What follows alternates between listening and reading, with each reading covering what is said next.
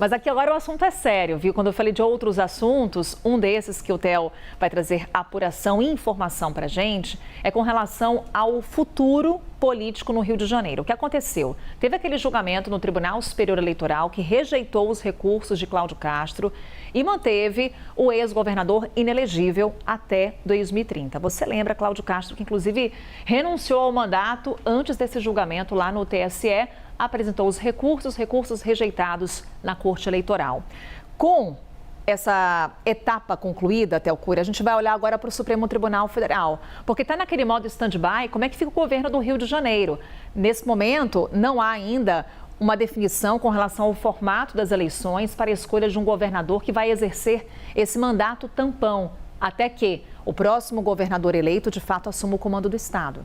Pois é, Carol, de fato não tem e há uma expectativa sobre o que o Supremo Tribunal Federal vai fazer agora que o julgamento no TSE terminou. Porque o Supremo condicionou a conclusão do julgamento que vai definir a forma da eleição ao término da análise dos recursos contra a decisão que levou à condenação do Cláudio Castro e dos outros que estão envolvidos naquela chapa dele no governo do estado do Rio de Janeiro, como, por exemplo, o Rodrigo Bacelar. Então, diante disso, como o TSE já deu a palavra final, rejeitou os recursos apresentados pelo Cláudio Castro e manteve a condenação dele à inelegibilidade até 2030, agora os olhos que estavam voltados para o TSE viram de novo para o Supremo Tribunal Federal. Porque o ministro Flávio Dino foi quem interrompeu o julgamento no Supremo, que iria definir a forma da eleição para esse mandato tampão no Rio de Janeiro. Ele disse que, diante dessa indefinição no TSE,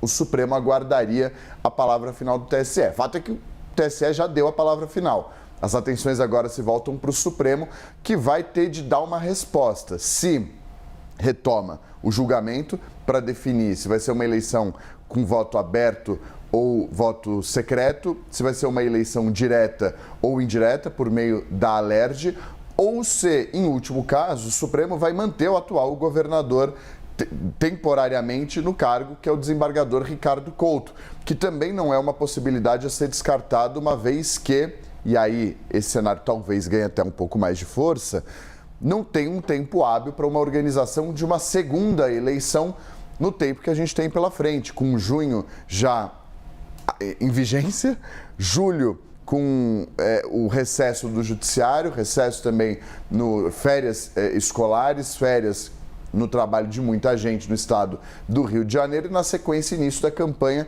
eleitoral. Então isso pode fazer com que ganhe força a possibilidade da manutenção do atual governador, que é um desembargador. Fora uma questão, além da logística de tudo isso, também uma questão de custo, né, Theo? Sem dúvida, custo e logística, porque para organizar uma eleição, o Tribunal Superior Eleitoral já começa da outra eleição. Então, é um tempo muito grande, envolve, por exemplo, Forças Armadas para fazer transporte das urnas eletrônicas, existe toda uma conversa com os tribunais regionais eleitorais, com os colégios que vão receber essas eleições. A gente não está falando de um estado qualquer, a gente está falando do terceiro maior colégio eleitoral do Brasil e que leva uma quantidade muito grande de pessoas às urnas.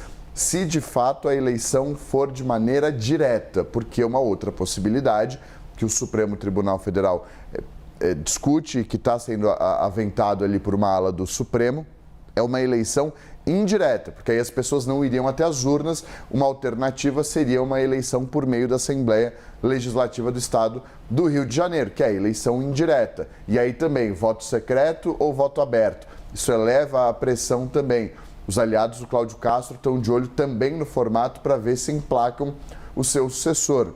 Douglas Ruas é o grande candidato, é o principal nome dessa ala do bolsonarismo, tanto na Alerj quanto para o estado do Rio de Janeiro, contra o Eduardo Paes, que vai disputar as eleições em outubro. Para a gente encerrar aqui rapidamente, Theo, do que depende a retomada desse julgamento com relação ao formato das eleições no Rio?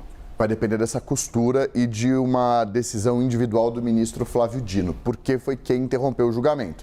Uma vez que ele pede vista e suspende o julgamento, condicionando a retomada à decisão do TSE, um dos requisitos foi cumprido, o TSE tomou a decisão, cabe agora ao ministro conversar com seus colegas, costurar uma saída e liberar esse tema para julgamento, e aí vai caber ao presidente a liberação do caso para julgamento no plenário do Supremo.